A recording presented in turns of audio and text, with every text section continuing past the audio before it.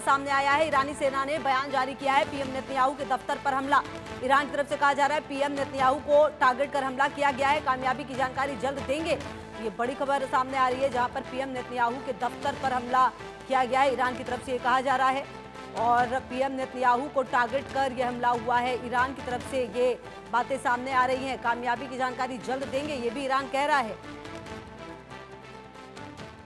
तो युद्ध के बीच ईरान का ये बड़ा दावा जो है वो सामने आया है। तो क्या ये माना जाए कि अब अगला टारगेट ईरान की तरफ से जो इजराइल के प्रधानमंत्री हैं बेंजामिन नेतन्याहू, क्या उनको टारगेट किया जाएगा?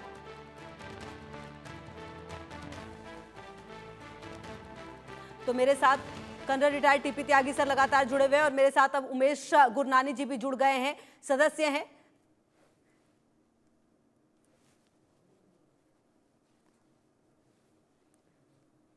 तो दिल्ली ज्वेलरी एसोसिएशन के जो सदस्य हैं उमेश गुरनानी जी, वो भी जुड़े हुए मेरे साथ। तो अच्छा टीपी त्यागी सर, मैं आती हूं उमेश जी आपके पास। लेकिन टीपी त्यागी सर, ये जो ईरान है वो कह रहा है कि पीएम नेतन्याहू को टारगेट करके हमला किया है और जल्द अच्छी खबर देंगे। देखिए, ईरान की आदत नहीं है इस तरह की बयानबाजी करने की, बढ़ा चढ़ा के कहने की और झूठ बोलने की। मैं आपको उदाहरण देता हूँ। यही जो अर्गाची है, जब इनसे पूछा गया कि खोमेनी की डेथ हो गई है, बोले नहीं, खोमेनी सुरक्षित है। बोले तुम्हारे 40 कमांडर की डेथ हो गई है। उन्होंने कहा नहीं, 1-2 कमांडर मरे हैं।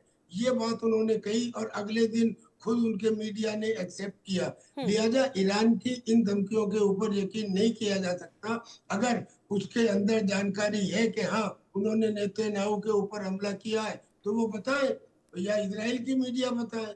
उन्होंने ये कहा है कि हमने उनके दफ्तर पे हमला किया है, पता नहीं वो दफ्तर में थे या नहीं थे, वो मिसाइल दफ्तर में लगी है या नहीं है। हमला करना एक चीज है और हमले का इफेक्ट होना दूसरी चीज है। क्या गारंटी है कि उस मिसाइल को इंटरसेप्ट ना कर लिया गया हो?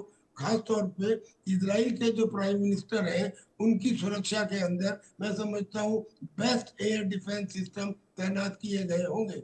लिहाजा नहीं लगता कि ईरान की कोई मिसाइल उनके दफ्तर के ऊपर डायरेक्टली उनके ऊपर हमला कर पाएगी। पर इंतजार करते हैं, देखते हैं क्या कहते हैं। ठीक है सर, आप रहिए मेरे साथ। अच्छा उमेश गुरनानी जी, देखिए इससे पहले हम टीपी त्यागी सर से बातचीत कर रहे थे कि जब जब इस तरह का युद्ध होता है तब तब सोने और चांदी पर जो भरोसा है वो निवेशकों का सबसे ज्यादा बढ़ता है, क्योंकि कहीं ना कहीं जो मुद्रा है उस पर भरोसा रह नहीं जाता।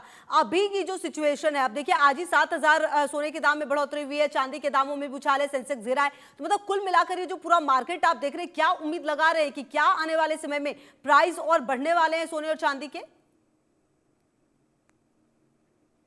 अनम्यूट कर ले सर प्लीज अपने आप को।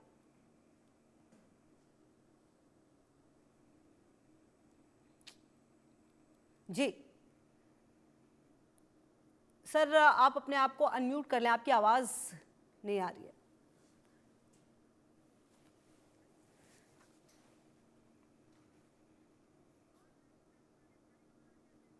चलिए मैं आती हूं और इसी बीच एक बड़ी खबर आपको